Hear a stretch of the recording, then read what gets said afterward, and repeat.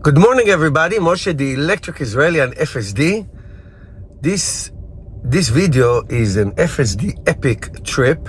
My wife and I just arrived in Fort Lauderdale last night. 1,292 miles trip, 335.1 kilowatt hour battery consumption, and 259.4 watt hour per mile. So we drove for about 2 days, 12 hours a day. I'm going to show you all these videos, but the highlight, the essence of this video is the FSD drive. I talk about it throughout the video, you will see. You know, the FSD performance. The FSD performance is amazing. And by the way, the consumption of this car is amazing. It's really one-to-one, like 95 to 100%. You charge 100 miles, they'll give you an actual 100 miles. It's amazing. I'll talk about it in the video, you'll see. But the FSD is just amazing. It's just unbelievable. We drove 95% of the time in an FSD highways, which shows that FSD is not limited to country, to a state, to anything. You just press and it goes. So that was great. Now there were some issues with heavy rain. It did very well in the rain. I'll show you later. Heavy rain. If I'm a wuss. If I let him do it, he will do it. It can do it. It will drive slower, like all the cars on the road. When there was heavy rain, they drove slow. Anyway, it doesn't matter. Here are the videos. Enjoy, and I'll see you tomorrow. Okay, we have the first stop in Aberdeen. I knew that I'm not going to make it to the other one. Just have to go to the bathroom. So 3 hours, 163.8 miles driven. Remember, we started with 527. So about, you know, more or less 100% efficiency. Really, it's unbelievable. 100% efficiency of this trip. It's incredible. So we started with 327? Yeah, 327, 323, something like that. So basically half. 16 and 16 is 32. So basically half of the amount of driving that we did was consumed. So like the efficiency of this car is incredible, and the FSD is just unbelievable. All right, we're going to give you more reports along the way. See you soon. Okay, here's an update. Our first supercharging stop was in Aberdeen, and then from there we came to Fredericksburg. That took a long time because there was so much traffic. And so we started in like a nice cool 67 degrees in the morning. Well, we are now up to almost 90 degrees. However, here's what I want to tell you. If you take long trips like this, I'm not talking about one stop trip. This is like 6-7 stops. You know, like 2 days over to Florida, 12 hours each. Get this. You see above my head? Get this. This, I never got this, never, because I never do summer trip. We usually go to Florida in December when we start with 20 degrees Fahrenheit and then get there to 67, 70 degrees, so it's nice. This is really, really important, this touch screen. I get it from EV Base. Okay, I'll put you a link. I get all my stuff from EV Base. They're really great. So this really helps. Now, this Model Y, just like all Tesla cars that are produced today, have a cool seat, ventilated seat. It's really nice, really nice. It's so hot outside, so it's really nice. So you want to protect the roof because it really makes a huge difference. Okay, the consumption is still great, really one-to-one. Every 100 miles I get 100 miles in real world, so it's really very good. Now, as far as the FSD is great, but there is a huge problem. I take it back. It's not a huge problem. The problem is the maps that they use, okay? So the maps, these are Google Maps, and sometimes the routes that they take is like really weird.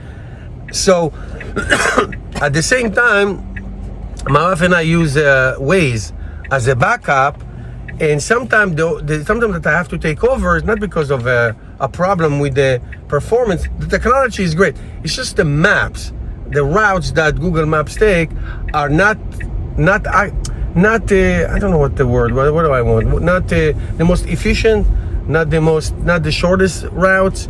So sometimes it will take like longer routes and all that. However, having said that, in Maryland and in Virginia, there are sometimes, depends which direction you go, you can go on the express lanes. And the express lanes, you pay. It's like Easy Pass. You pay to be on the express lanes. So they're really good. If they were open, you can really go fast. The regular lanes have a lot of traffic and all that. But Waze does not recognize them. So when you go on Waze and the express lanes, Waze thinks that you got lost, get off this exit. So either way, so what I suggest is that to use both.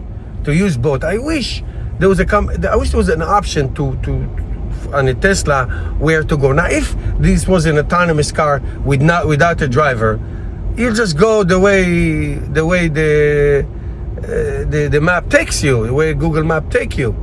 You don't have too many choices. But if you're driving, I always put Waze. Sometimes it can save you a lot of time. Now, as far as the FSD, the FSD is fantastic. The FSD is great, but it just follows the map. That's all. It's not the technology that is not good. All right, next up is Rocky Mount, North Carolina. And then again, a lot of traffic, man. I mean, we were hoping weekend is going to be no traffic. Wrong. Okay, we'll see you in our next stop. Honey, how do you like the Tesla refrigerator? Amazing, huh? So we just left the hotel. We put everything in the fridge in the hotel, and I put it back. So it's really good for like long term. We got some cold cuts and yogurt and mayonnaise and all that. And so we have the dry stuff, the bread and everything in the back. Granola, homemade. So really, it fits perfectly in the front. This refrigerator. It's not like electric. You have to bring your ice packs. I know there are those you can actually connect, but this is not. So it's really perfect. And it is from Tesla. I got it from the Tesla store. Good morning, everyone. Moshe, the electric Israeli, with a complaining mode. So last night we got to Lumberton, North Carolina. We've been there many, many times. And this is our second day of our 1,250 miles trip, 2,085 kilometers. And this amazing Tesla Model Y launch model, it's really great, I'm telling you. I would say 99.9% of the time is the car is on FSD. The FSD is great. I'm going to complain about something, and I think if you are a Tesla owner and you have FSD, you're going to agree with me. I'm telling you in a second. So like I said before, there's no problem with the technology, it's just the mapping. So sometimes the times that we take over is when Waze gives us a better route. So yesterday, somewhere in Virginia, thank you, dear. In Virginia, we had to get off the highway and go like a parallel road to avoid huge traffic. So I don't know why Tesla insisting to use this, because we would have had maybe an hour more to our drive. By getting off the highway and going the side route, like Waze said, it was like, it's very frustrating. So I'm not sure why there's no combination or options. Okay, not that it's going to help. Anything I just said, it's not going to help. Now here's something that really, really is annoying. So, we've been driving FSD since 2021, okay? In our old Model Y and our old Model 3 is great. The hardware 3. Okay, but having that software supervised is totally and absolutely appropriate, because it's not that good. It's great. It's not like this. This is completely and totally autonomous. There's that argument is over. Anybody, Bloomberg's and Reuters and whatever, they can go shove something, where. Nobody cares. They're stupid. Okay? Just seeing the Tesla car getting delivered from the factory to Jose's house, 30 minutes drive by itself, no monitor, no nothing, just 72 miles an hour on the highway, says the Tesla FSD software is now level 5, totally and completely unsupervised. We saw the robotaxis. They had the supervisor on the passenger seat. That was me. Okay, so why am I telling you this? As much as we love this, the nagging is so freaking annoying. If I just want to point the vent of the air conditioning into my face or to the off my face, nag and blue and red and blows and whistles and blah blah blah blah. And if I keep doing it, it will kick me out. Come on, it's over. People paid a lot of money for this. People have been testing. I've been testing and I contribute data to the Tesla fleet since 2018. Okay, I'm happy to do it. And the early days of autopilot or enhanced autopilot and first FSD was like attempted suicide sometimes. And we're happy to do it and we're happy to contribute. But now this is solved. This, from what I heard, I'm not sure if it's 100% true. From what I heard, Jose, the first guy who got the Tesla car delivered to his house, as soon as it got there, the software was downgraded to what we have now. Okay? Meaning it has to be supervising it. And that is, I don't care, federal regulation. Well, you are driving at robotaxis, okay? This is uncalled for. You know what? I'll compromise. At least in the highways. Give us a break. The nagging is so annoying. Anyway, so that's the complaint of the morning.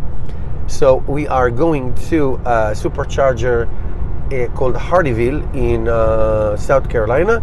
From there, we're going to go to Yulee. No, not Yulee. Daytona Beach in Central Florida, North Central Florida. And then from there, we're going to go to Lauderdale by the Sea. So when we get there, I'm going to do a FSD video at night in Lauderdale by the Sea, and we'll wrap it up. Okay, guys, see you soon. So thank you guys for watching. We're here in South Florida, Lauderdale by the Sea, in the new apartment that new condo that we just got, my wife and I. There's nothing in it. It's like we need to start buying furniture this week. Soon we're going to make a video about the first 10,000 kilometers that we have on this amazing Tesla Model Y. So hope you enjoyed this video, and I'll see you in the next video.